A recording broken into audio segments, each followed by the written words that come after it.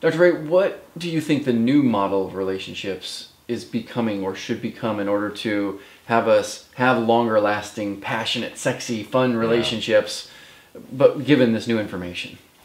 There has to be a renunciation of these old paradigms. In other words, I ask couples all the time, why are you together?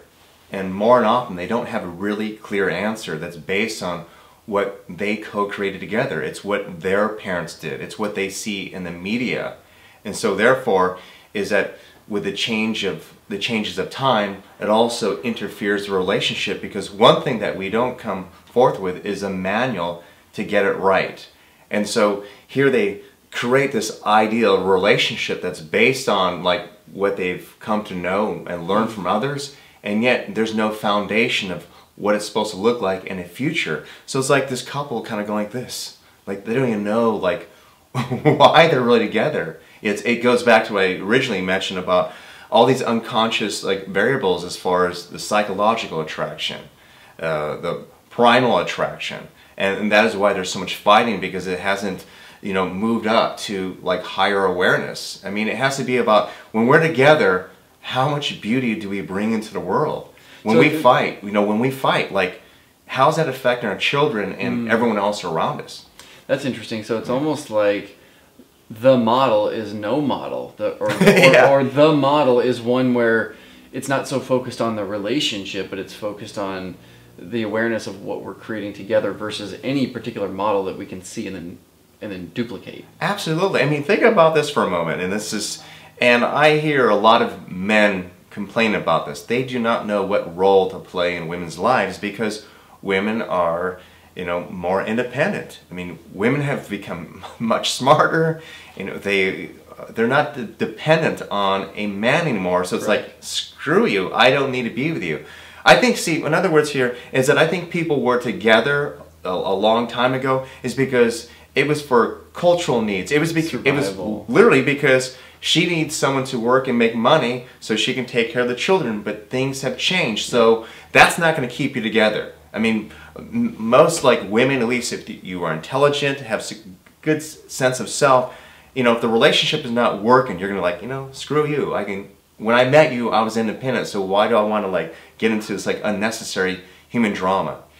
And another thing that is, you know, very important to realize is that Facebook, say social media. Sure. How often, and I don't know how often you are on it, but you see pictures and you are exposed to like these other types of relationships and what people are doing, including, just say you have an ex-girlfriend and you see a picture with a new boyfriend, like how that might impact you and your thinking. In other words, that we are bombarded by information that maybe is not serving us. Therefore, you know, that starts creating the idea of like what we might want, and also including insecurities. I'll give you an example. I worked with a couple, and you know, the fight was that, you know, the woman was looking at this home this couple had just bought, and she starts asking her boyfriend like, how much money do you think they're making? You know, what do you think they needed to do to get this home? And they ended up getting in a fight because he started feeling insecure, like maybe he's not going to ever make enough money to actually purchase this home.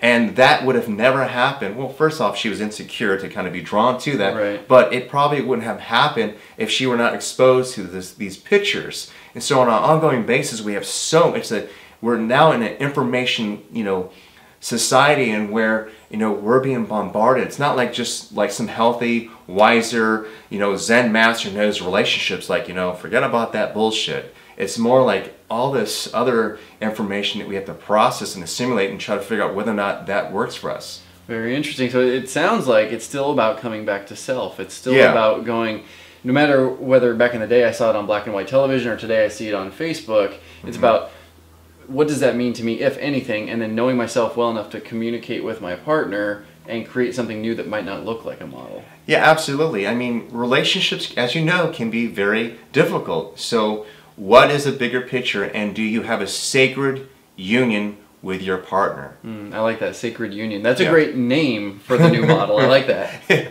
Absolutely. If you were being offered some free tools that could get you unstuck, would you be interested?